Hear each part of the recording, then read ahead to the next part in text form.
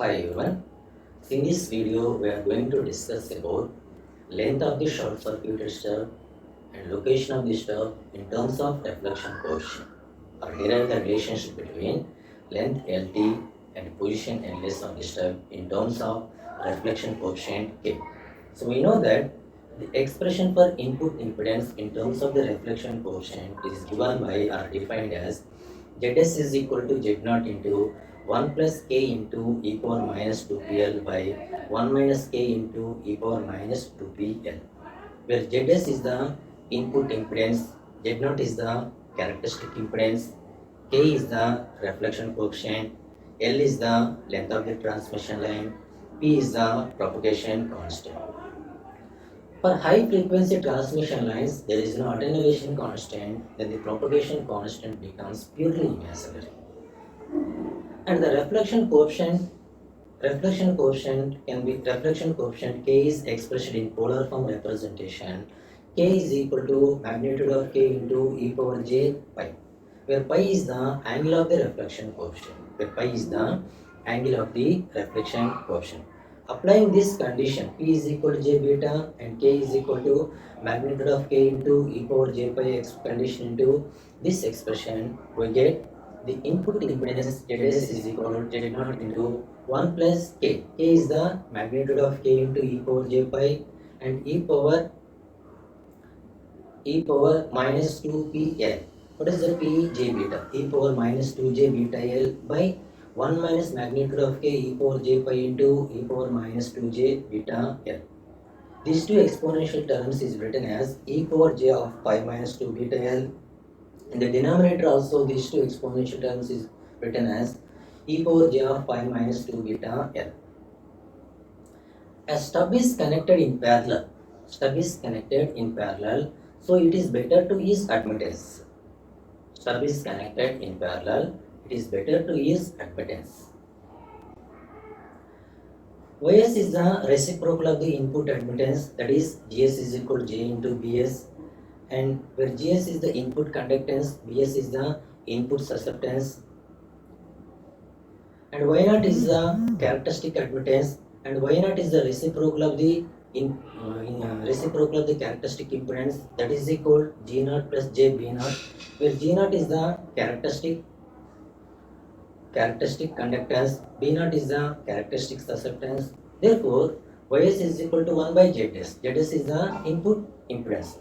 What is the input impedance Zs? Zs is equal to, this is the equation, and substitute this value into Ys is equal to 1 by Zs expression, we get the input admittance Y0 is Ys is equal 1 by Z0 into denominator term is coming to the numerator, we have 1 minus magnitude of K into e power j into pi minus 2 beta L by 1 plus magnitude of K e power j of pi minus 2 beta L. 1 by Z0 is Y0. 1 by Z0 is Y0. For no reflections, the admittance is equal to the purely real part. Purely real part means that is only G0. So because of that, 1 by Z0 is equal to G0. So G0 into 1 minus magnitude of K into e power j of pi minus 2 beta L by 1 plus magnitude of K e power j of pi minus 2 beta L. It is assumed that here the characteristic impedance is resistive, that is Z0 is equal, R0 is equal 1 by G0, where G0 is the characteristic conductance. We know that according to Euler's identity, e power j theta is cos theta plus j sin theta. E power j theta is cos theta plus j sin theta. Ys is equal G0 into 1 minus, applying this condition into above expression.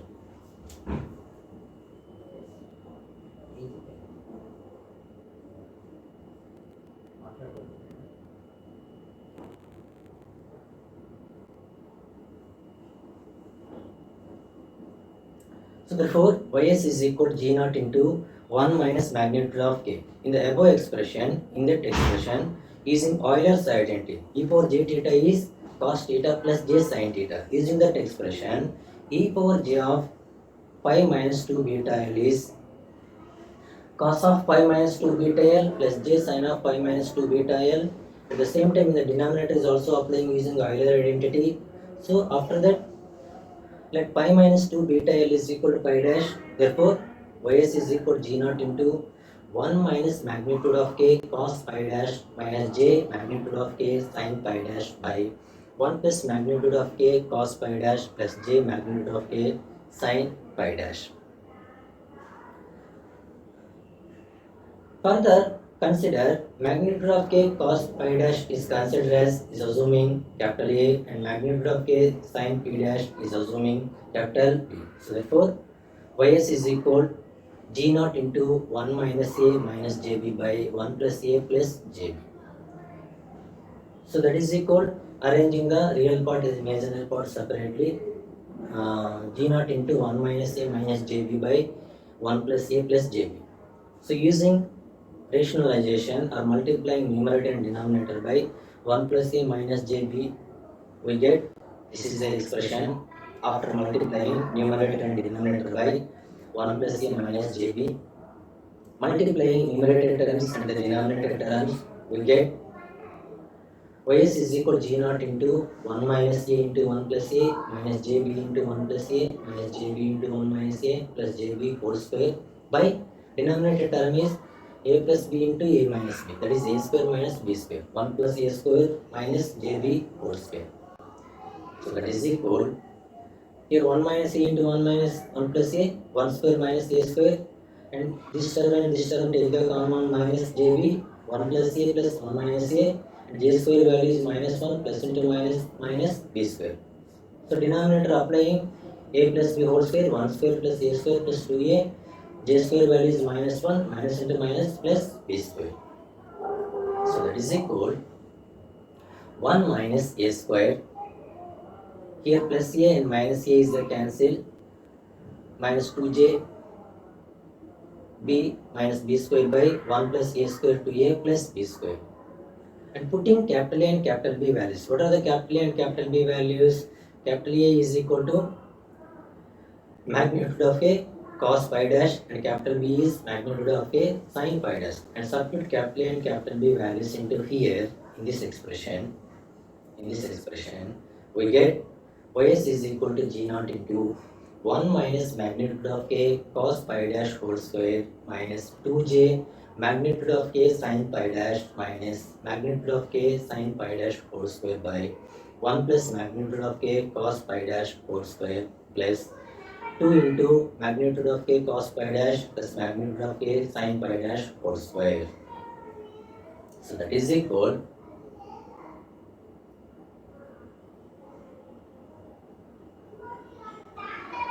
now here second term and fourth term, for both the terms magnitude of k square is common, minus the magnitude of k square into cos square pi dash plus sin square pi dash is equal minus 2j magnitude of k sin pi dash by, at the same time in the denominator, in this term and in this term take the common magnitude of k square into cos square pi dash plus sin square pi dash.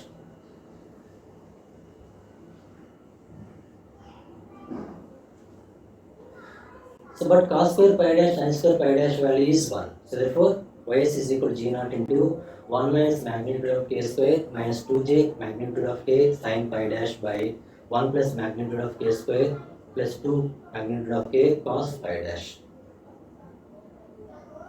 But ys is equal to gs plus j into bs, and comparing or equating on both sides real parts and imaginary part, we get gs is equal to 1 minus magnitude of k square plus 1 plus magnitude of k square plus 2 magnitude of k cos pi dash, and imaginary part bs is equal to minus 2 magnitude of k sin pi dash by 1 plus magnitude of k square plus 2 magnitude of k cos pi dash. At that point of the attachment of the stub, for no reflections, that is Zs is equal to Z naught, input impedance is equal to characteristic impedance, at L is equal to Ls. At the point of the attachment of the stub, Ls is the location of the stub from the load end, So that is Zs is equal to Z naught at L is equal to Ls. And Zs is equal to Z naught. So but for the no reflections, the impedance is purely resistive. impedance is purely resistive. So what is a purely resistive? Z0 is equal to R0, Zs is equal to R. And similarly in admittances cases, Ys is equal to Gs and Y0 is equal to G0. So using that conditions, Zs is equal to Z0 may also be written as 1 by Gs is equal to 1 by G0. 1 by Gs is equal to 1 by G0. So therefore, Gs by G0 is equal to 1 at L is equal to Ls. Applying this condition into real part of the above expression. So what is the real part of the above expression? This is the real part of the above expression. Real part of real term. And applying Gs by G0 is equal to 1 in this equation, we get Gs by G0. G0 is coming to the LHS side, we get Gs by G0 is equal to remaining RHS term. So Gs by G0 is equal to 1, that is equal to remaining RHS term. So take the cross multiplication. 1 plus magnitude of k square plus 2 magnitude of k cos phi dash is equal to 1 minus magnitude of k square, that is equal, on both sides 1 is the cancel, we get plus magnitude of k square is going to the RHS side, we have minus magnitude of k square, that is equal 2 magnitude of k cos phi dash is equal minus 2 magnitude of k square. On both sides 2 magnitude of k is cancelled and the remaining expression is cos phi dash is equal to minus magnitude of k. Phi dash is equal to cos inverse of minus magnitude of k. But pi dash is equal to pi minus 2 beta L, that is equal cos inverse of minus magnitude of k. At L is equal to Ls, location of the step at L is equal to Ls. Substitute L is equal to Ls, we get pi minus 2 beta Ls is equal cos inverse of magnitude of k. So but cos inverse of minus magnitude of k is cos inverse of magnitude of k minus pi. Applying this condition into above expression, we get pi minus 2 beta Ls is equal cos inverse of magnitude of k minus pi. Pi is equal 2 beta, pi is going to the RHS side, or minus 2 beta Ls is going to the RHS side and this term is coming to the LHS side. We get 2 beta Ls is equal pi plus pi minus cos inverse of magnitude of k, and Ls is equal to pi plus pi minus cos inverse of magnitude of k by 2 beta, where beta is the phase shift constant, that is beta is equal to 2 pi by lambda. So therefore, the location of this step Ls is equal, after substituting beta is equal to 2 pi by lambda, we get the location of this step Ls is equal lambda by 4 pi into pi plus pi minus cos inverse of magnitude of k. And this is the relationship between location of this step in terms of the reflection coefficient. Magnitude k is the reflection coefficient, Ls is the location of the step.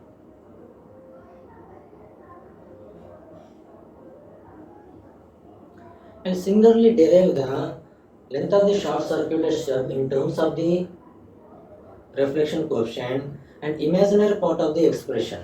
What is the imaginary part of the expression? Bs is equal to minus 2 g naught magnitude of k sin pi dash by plus 1 plus magnitude of k square plus 2 magnitude of k cos pi dash. So g naught coming to the LHS side, we get Bs by g naught is equal to, this is the expression. So in that equation, but pi dash is pi minus 2 beta Ls, substitute, we get, this is the expression. The input susceptance of the line at the stub location nearest to the load, which is obtained by substituting pi minus 2 beta Ls into the above equation. So what is the pi minus 2 beta Ls value? Already calculated pi minus 2 beta Ls value. What is that value? Pi minus 2 beta Ls. Pi minus 2 beta Ls is equal cos inverse of magnitude of k minus pi or cos inverse of minus magnitude of k. And substitute this value into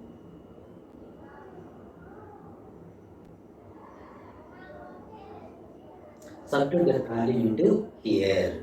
So we get Bs by G naught is equal minus 2 magnitude of A sine of cos inverse of magnitude of K minus pi by 1 plus magnitude of K square 2 magnitude of K cos inverse of magnitude of K minus pi. Sine of cos inverse of magnitude of K minus pi is sine of cos inverse of magnitude of K. Cos of cos inverse of magnitude of K minus pi is cos of cos inverse of magnitude of K. The denominator cos inverse is cancelled. We get 2 magnitude of K sine of cos inverse of magnitude of K by 1 plus magnitude of K square 2 magnitude of K into magnitude of K. Magnitude of K into magnitude of K square plus magnitude of K square minus 2 magnitude of K square minus magnitude of K square. We get Bs by G naught is equal to magnitude of K sine of cos inverse of magnitude of K by 1 minus magnitude of K square. In order to find the value of sine of cos inverse of magnitude of K, let us assume cos inverse of magnitude of K is equal to theta. Cos inverse of magnitude of K is equal to theta. Cos theta is equal to magnitude of K. Sin theta is equal to sin square theta plus cos square theta is equal to 1. From that expression, sin theta is equal to square root of 1 minus cos square theta. But cos theta is equal to magnitude of K. So therefore, sin theta is equal to square root of 1 minus magnitude of K. So therefore, sin theta, but theta is equal to cos inverse of magnitude of K. Therefore, sin of cos inverse of magnitude of K value is square root of 1 minus magnitude of K. And applying this consideration into above expression, we get Bs by G naught is equal to magnitude of K into square root of 1 minus magnitude of K square by 1 minus magnitude of K square. Numerator and denominator 1 square root of 1 minus magnitude of K square is cancelled. We get Bs by G naught is equal to magnitude of K by square root of 1 minus magnitude of K square. Bs is equal G naught into 2 magnitude of K by 1 minus magnitude of K square. But magnitude of K is cos theta. So now if Bs is the susceptance of the stub and Bt is the line susceptance, then in order to cancel the susceptance, both must be 0 at the point of the attachment. So that is Bs plus Bt is equal to 0. So Bs Bt is equal to 0, Bt is equal to minus Bs.